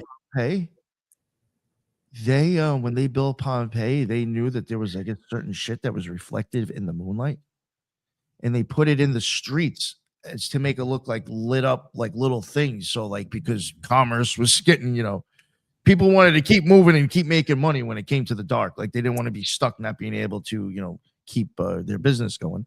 So they put that shit out in the streets so you could actually see and like you could actually, get your little horse cart or whatever you had pulling your shit, and you can keep traveling, keep going wherever you want to go. Yeah, you'd have these stones that would actually somewhat glow in the moonlight on the streets. That's actually brilliant. And it's like, yo, we can't do that now. Well, we have different modes of transportation Yeah, now, so that's no, a no, little I bit. know, but like still, but like that would be. I mean, I'm sure you could still utilize that to a certain extent. Can, especially now here in New York, they want to. I don't even know if it passed that law after 11. After 11, to basically turn off your front porch lights and dim the lights and stuff. Yeah, that's a whole conversation we could have somewhere. Yeah, I don't know if it's passed, but they're trying to pass that for New York, not just New York City, New York State. Oh wow, Yeah, what? yeah, That's yeah. fucking- We we have. This is what they're focused on, but I digress. Yeah, that's it's like the troubling thing in New York right now. They need to worry about. Remember, We, that's top priority. but you made a very good point about artificial light, and it's funny that you said that Right? because the other day, last month, I had a meeting during the day. I went out and I'm sitting waiting for the person to come, and I'm sitting in the sunlight, and I'm just absorbing the sun. This is before we had the heat wave. And I even noticed a physical change just sitting in the sun with I don't even think it was 15 minutes in the sun. I noticed a change in my body, my face changed. I looked younger, and I was like, oh, my skin looks smoother. And I was like, ah, missing natural light. I need to go out in the sun more often. How many people don't sit in the sun? They just pass Oh, through. no, that's a big deal too. I think it's very important. You get a whole chemical reaction just going on from sun getting absorbed into your skin. That's even how you get electricity in your body besides your eyeball. When the Is skin your skin? the skin, yeah, when your skin absorbs sunlight, there's actually a chemical reaction, then like kind of turns it into electricity. And it to me, I like what you're doing and a lot of your guests as well as the panel because you're bringing what we're moving away from in a society back into perspective. Mm. If you think about it, for decades now, we've been I used to talk to people who were around the same age as me. And did you grow up in the city or you grew up out in Long Island? Long Island. Yeah, I grew out in Long Okay. Island. Out here in the city, I grew up in the city and we have playgrounds everywhere. Every school has a playground. During the summer, you'll see the playgrounds packed. You'll have kids playing in the streets. I think I was in my late 30s because I lived when I came back to the out of the service, I lived out in Long Island. So I wasn't exposed to the city. But when I made trips to the city and I was driving through Queens and Brooklyn, I couldn't put my finger on it. I was like, something's different. It's different. And one time I was talking to someone a little bit older than me, and I was like, every time I come into the city and I'm going through Queens, it's different. And they said, the kids aren't in the street. They're inside playing video games. They're inside on the internet. Yeah. So a lot of the deficiencies, a lot of the us complain about the younger generation could be due to lack of natural light. Oh, I agree on that. There was even it's funny because I recorded it a while ago and I still haven't finished it. There was something I think with women or something else too that I meant to mention before, but I can't remember now the specifics. But there was even showing that we're even like kind of like responding or changing to the fact now that because of artificial light and not the actual moonlight anymore, like the way it used to be, we're changing because of that, like responding differently. I think it had to do with maybe even women's menstrual cycles or something to do with pregnant, whatever. Because of artificial light, it's even like skewing certain things off. Could it be because I know they do this? Could it be the due to the research with police and hospital ER? You know, I went into that. I went into that, and I hate to say it, and I was like, I don't know how the listeners will care for this because I thought it was gonna like maybe help strengthen the case for certain things, but I had to stick with what was there. There's no evidence at all that there's any Really? psychiatric crime. Yeah, I do think though, and it was something that I try to show is that whatever something because of the idea of a full moon meaning something. If something ever happens on a full moon, you're gonna remember that more because you think it had something to do with it. So I do think that starts to play into people thinking. Well, I know. But there is actually no evidence, at least in the studies that have been done. And there's been a few of them done in different ways because I think people were still trying to prove that they thought there was, and there wasn't. Well, I could tell you, I used to work in a call center, and I always knew when the full moon was. Not just because I was Wiccan, but I always knew because that's when I got the influx of the crazy people calling, the unhinged No, that's people right. calling. When you did that. That's when we first met. I think you still did that, didn't you? Yeah, I Yeah, did in the beginning, and then I moved away from that. yeah, I think I might have known you when you did that. I'm pretty sure. Yeah, I don't think I knew anybody else who ever did that. I knew somebody who did that. Yeah. Yeah, no, I don't know. I mean, again, it could be maybe they didn't do it at the right place, but the studies that I had, unfortunately, there wasn't any sign of that. Oh, so that was debunked. Yeah, unfortunately. I think there was like 2 or 3 studies that I showed that didn't. Yeah, but one thing though, if you think about it though, back in the day, moonlight was very important. Like a full moon, now you could go out at night easier because you have more True. sight. There was a lot more hunting done.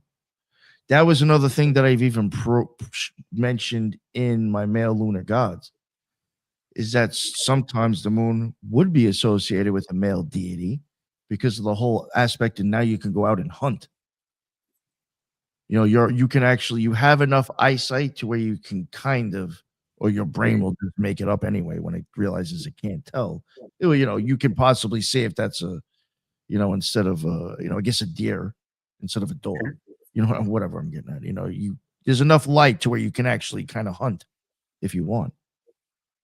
Back then, because now they have night vision goggles and everything else. If you go on a Yeah, but you had enough detail back then you could pull it off. hmm? Yeah, yeah, there was enough detail with the moonlight to where you can hunt and pull it off back then. And that was done with, you know, obviously for the most part, men would go. I know there was women warriors that would do shit like this, but for the most part, men were associated with going out and hunting. So there was reasons for the males to be associated with the moon, male deity, because of the That would hunting make sense. done on full moons. So I guess that got changed too with artificial lighting and everything else. Uh, yeah. There's anyway, there's so many things, and that's a craft too. I don't know. Hunting is a touchy subject with some people, so Mm, I'm just going to leave that one alone. no, I'm a carnivore, so hunting, fishing, I'm an advocate for it. I like fishing for sure. Fishing's fun. Frustrating but fun. Yeah, yeah, yeah. But I have no experience hunting, but I could see how that could be a touchy subject. Because I myself, I am a fan of venison, but I don't feel like shooting Bambi myself. So I'll admit it. Well, you know what? Can't judge until you're right there. That's the thing. Until it's happening right there, you can't judge. Yeah, yeah, yeah. The most likely person is a person who's willing to pull that trigger without a second thought. It's always a person you didn't expect. Right, right, right. Do you remember Smith's Point on Long Island? Did you know that place? Yes, Point? yes. Yeah, see, like me, like at one point I didn't live too far away from that, maybe 20 minutes, a half hour. So a lot of times I would drive over there and the deers over there were so used to the humans. They'd eat right out of your hand. Yes. So like I was more experienced to like deers eating out of my hand than me going shooting them. You know what I'm saying? Like Well, look at it this way. If you're against hunting, it keeps the population down. yeah. But I'll surely eat that shit though. What? But I sure as fuck will eat that shit. I love duck. I like rabbit. It's the slaughter part you don't Yeah, yeah. It's just like I feel bad shooting the motherfucker. So let's hope the market stay in business. Yeah, yeah. Oh my goodness. Yeah, that's what I'm trying to do. I'm trying to help the market stay in business. Okay. Yeah, you're helping the farmers. That's what you're doing. The farmers and the hunters. Yep. All right. I know you have another show. Yeah. I don't know if you have anything else you wanted to add. No. I thought, I know you're going to be doing something on herbs, so I think Yeah, I'm putting that together. yeah, I think people should really think about that and look into the stuff that she's going to put out on that. There is believe it or not, a lot of interesting shit that comes with the usage of herbs. So but besides that, really nothing else. That's really about it. I got the Mechanics of Magic series I am trying to, promote a little bit more. That's what I think I'm going to be talking about tonight on the other podcast. But yeah, check that out if you want to look into a little bit more of the sciencey aspect of certain things. I've covered singing bowls, scrying, candle magic. Oh god, I covered the eye. I'm doing something on the eyeballs now. I have a hypnosis 4-part series that's dropping right now. Part 1 came out, 4-part series. That is interesting as shit. If you start looking at the studies done with hypnosis, it might be a little interesting to see where that's all coming from. That's actually More in your head. oh, I have to check out that series. I actually did see it drop today, I think. Yeah. The audio drops on Monday, and then the video drops on Wednesday. Yes. Yeah, you know what? And I screwed up the timing. I think it dropped like I don't know, like 6 or 7 this morning. It was supposed to drop at 9:30. I was like, what the fuck? I woke up and I was like, oh, it already dropped. I was like, damn. Yeah, I'm a mess. I got so many shows that I'm working on at once. It's just yeah. One of the parts of being a magician is research. There's always a lot of Um, research you have I to can't do. stop. So that's the thing. It's like I'll be working on something and I'll start getting bored of doing whatever I'm doing, like recording or editing. And I'm like, oh, well, I'll just start researching my next topic. And it's just like it just never stops. It's distracting to a point, especially if you're trying to do something, Yeah, but for it's sure. rewarding at the same time. Oh man. I think that's why we're seeing a lot of philosophical magicians come about Mm. because it's the research. That's the love of it, the love of the search for the knowledge. That's one thing too. It's like, when it comes to certain things, and I'm not knocking the conspiracy angle because I'm a conspiracy theorist too, for sure. But there is a lot of stuff that like you could go down like actual real research that does like kind of help with the conspiracy angle if you want to look at it. You know what I'm saying? Like there is actually weird shit out there that we acknowledge that I just don't think most people realize. It's once you start researching, you don't if you honestly do research, you don't have time for the unproductive distractions. Mm, mm, mm. I don't know who that is, but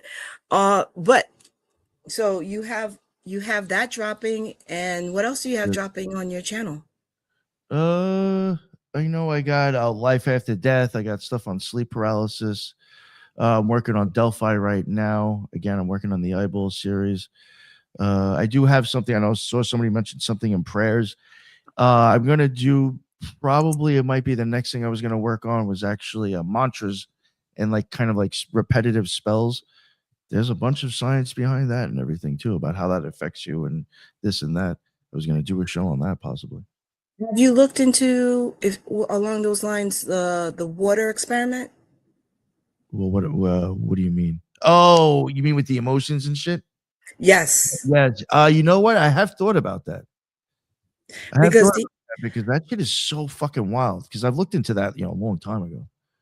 part of that experiment he had monks chanting mantras.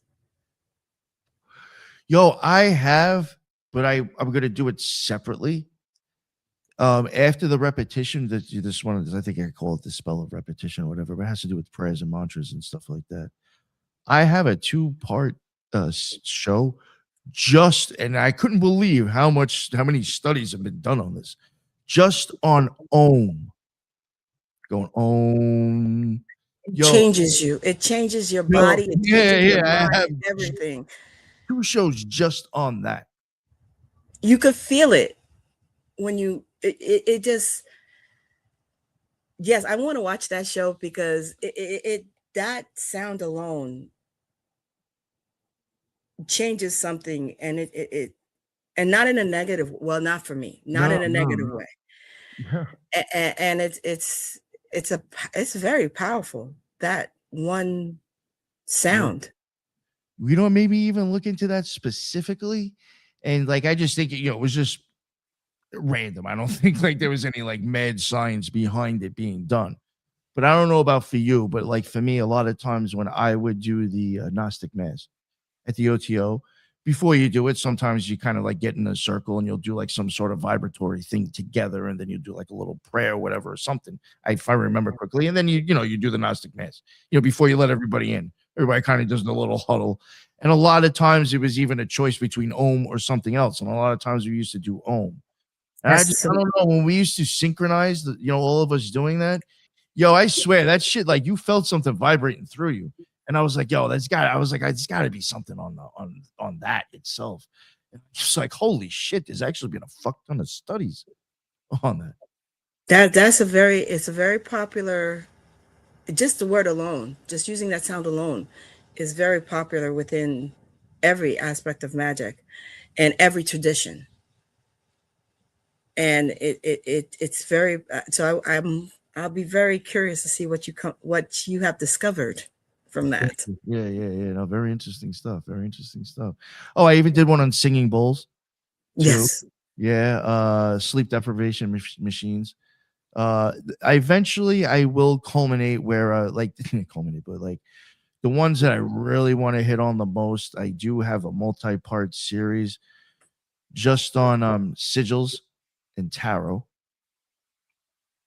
And then I do have kind of like how initiations and rituals are run. But I think like once I get to have all this stuff covered, you'll pretty much realize that like almost every single thing that you could probably be using in your own magical practice or that you're coming across in an initiation is all attacking your nervous system. And like Attacking or not attacking, but it's affecting. You know, it's affecting you. Even when it comes to, you know, just real quick as an example, and I think you'll understand it. Like when you make talismans, and I've said flashing colors before, and I think someone took it the wrong way. It's not like actually flashing. When you make talismans, like there's just certain correspondences where if you're going to use blue, the flashing color with that would be orange. That means like, you know, your main stuff done in blue, but you know, throw some orange in there. That's supposed to be a flashing color. There's actually studies done on that, and it actually pulls on your cones and rods differently in your eyes. Like somebody thought of actually like looking into that. Is there something to do with that? Certain curves, you know, of course it makes sense. And I've joked about it before with men. I get it. Curves normally seem to come across as beauty when looked at, and certain angles make people uncomfortable or looked at as ugly. It's just a natural thing. There is certain shapes and certain things that just hit us regardless. Certain color combinations affect us for some reason. And when you start looking at all this stuff and start seeing, I'll use Giordano Bruno and the Ars Notoria. They had symbols that you would look at that the whole reason you were doing it is because it was either going to give you much better memory or you'd be able to absorb knowledge better. Again, that's now you're saying it's affecting you again just from looking at the images. It's meant to affect you, not not the outside. hmm, So I do still think there's something behind that. I could see why you're fascinated with that. Actually, the eye has a lot of more. Goes with the saying, eyes is the Get rid of key or the soul to the yeah, soul. yeah. You're gonna prove that right, aren't you? Try a part of it. Your eyes, your brain, and your nervous system. It's all All intertwined. yeah. All right, so Thank you. I had a blast. thank. I had a blast too. Um, Everybody, go ahead and over to Occult Rejects and check out Nick's series. He has several of them, and they're dropping like flies. Yeah, Well, yeah. they're dropping Yeah, that's right. every day. I didn't mean to say it like Yeah, that, yeah. You know, I know what you meant. but go ahead and check that out. If you ever have that question on your magical journey of there's got to be more, check out Occult Rejects. There's your more. Oh, yeah. Thank you. And that's And even included with you and the other people that I have that are part of it. yes, Yeah. actually, Jen, Eros, Ethan, Brandon, of course, Magnus. He's dropping a lot of them as well. Yeah, a lot of people that are involved with the show are dropping a lot of stuff on their own end recently. I'm A having lot trouble of, a lot keeping of up us, with all you guys. a lot of you know, there's a lot of people doing a lot. But yeah. But I'm even saying just their point of view on the show. You're gonna hear, you know, a lot of people got different ways of looking at it. So definitely check it out. And you know, one thing I do want to add, and I know I said it to you, and I did bring it up in the group chat today. I would like to hopefully going forward, I would like to get us on panels to actually talk about topics ourselves, and not so much always guests, because we're shortchanging ourselves. Because I think we actually all have a lot to say on our own, and when we have guests on, it kind of hampers that. So you know, hopefully in the future you'll see a little bit more shows being done by actually groups of us. I look forward to that. Yeah, no, that'll be fun because I've done it before in the past, and I think I could. I think it will actually go 10 times better than it's been done in the past. So I want to try to do it again. You Okay. know, we have a lot more of a mature group of people with us now that we could pull that off. That sounds great. Yeah, And everyone, I'll drop this on Spreaker probably in a week or so after edits. You've gotten me into that habit. You know what? This stuff I don't hardly ever edit. Just me when I record. Oh my god, I'm like my worst critic. It's the hardest thing to do, isn't it? Yeah, because it's like, oh, if I stutter too much, somebody who just doesn't like the way I look will discredit me and see, oh, the guy's stupid. You see, he stutters. He doesn't know what he's talking about. Well, people get like that. You know what I'm saying? So it's like and it's like that's like 1 out of 1,000. And I guess I probably shouldn't worry about it, but it's just like, yeah, I'll critique myself to that extent. Yeah. Well, we appreciate you and your work, so don't worry about that. Don't listen to the naysayers. And everyone else, I'll catch you on the weekly brunch and keep an ear out for more Asylum episodes. Till next time. Oh yeah.